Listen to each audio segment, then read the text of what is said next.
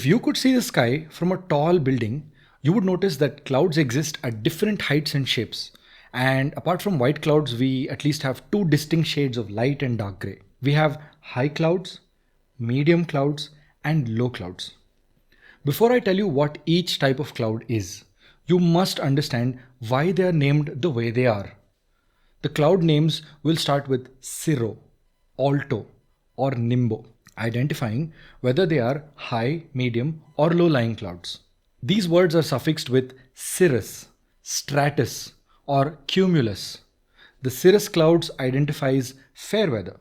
The stratus identifies an overcast day with chilly weather.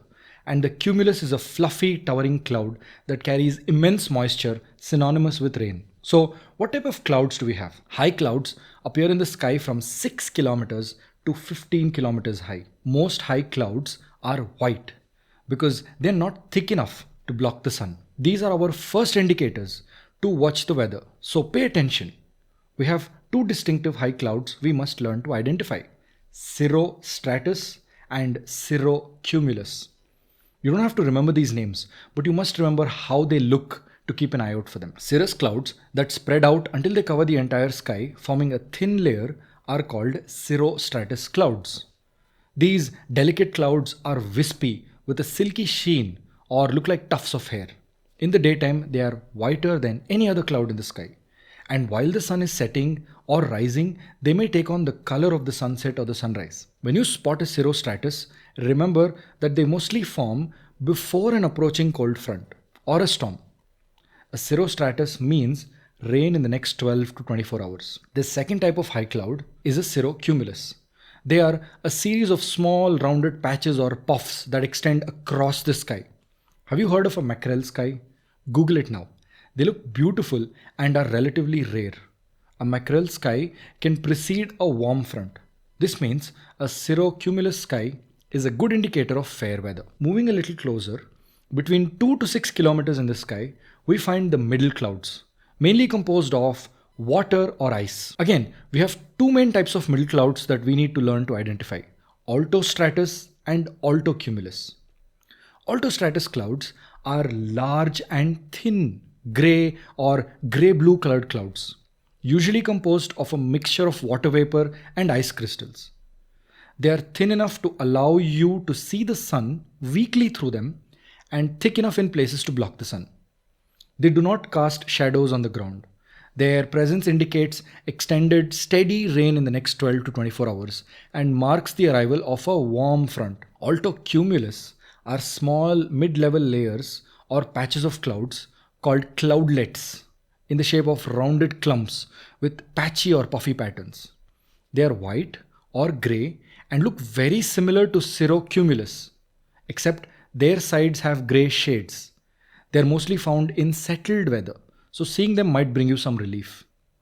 Coming to the lower portion of the sky, we have low-level clouds. The naming here is a little mixed up.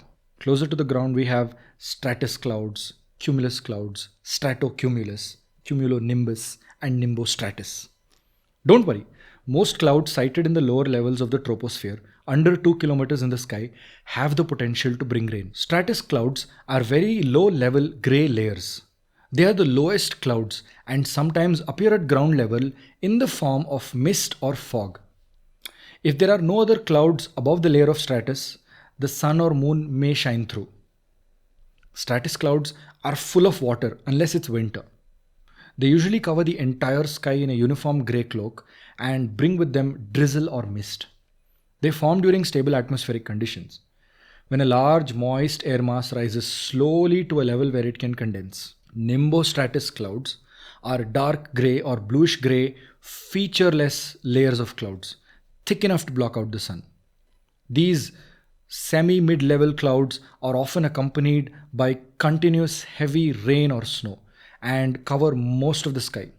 They form when a front of warm or moist air meets a mass of relatively cool air.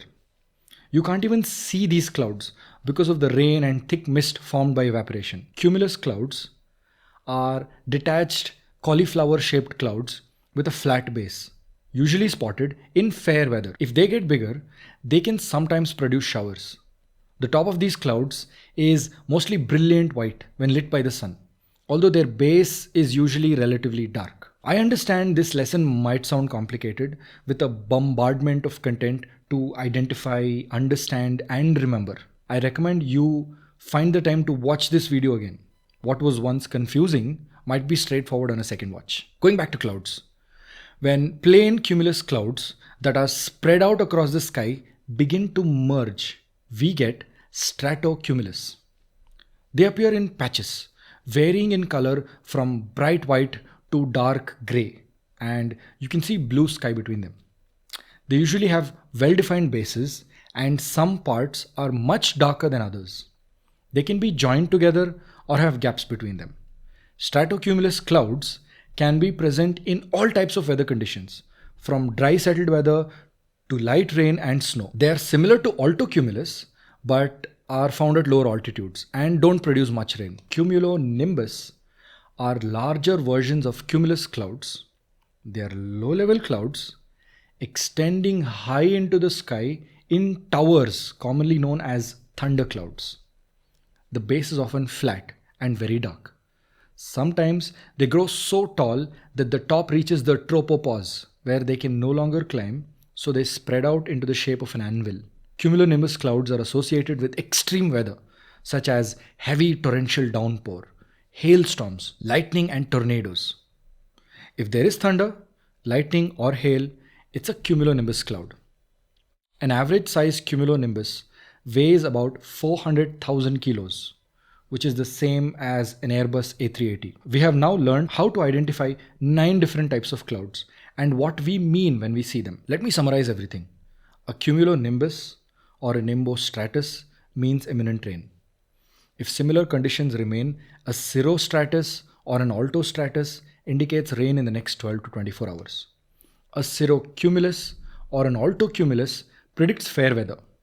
A cumulus cloud can bring rain only if it reaches the lower levels of the troposphere, becoming a nimbocumulus or a cumulonimbus. A cloud doesn't just appear as a nimbostratus or a cirrocumulus. It moves through multiple stages of maturity. In fair conditions, a cumulus cloud forms when the morning sun heats the earth. As the day gets hotter and hotter, these clouds start to grow bigger and take the shape of a cumulonimbus monster, creating a thunderstorm that brings lightning, hailstorms, and tornadoes. Lastly, fog usually forms at night when a low layer of moist air is cooled by the ground, creating a surface called radiation fog. The heaviest fog forms in the lowest lying areas, especially near sources of moisture like lakes and streams. Phew, that was a lot. We learned about our different clouds and identifying the weather by just looking at them in this lesson. I want to thank you all for taking my class, and I hope you've learned something valuable that can save you time and resources while making you productive. I will continue to add useful documents and templates to this class. Please don't forget to follow my profile because we have many more interesting classes lined up for you. Thank you.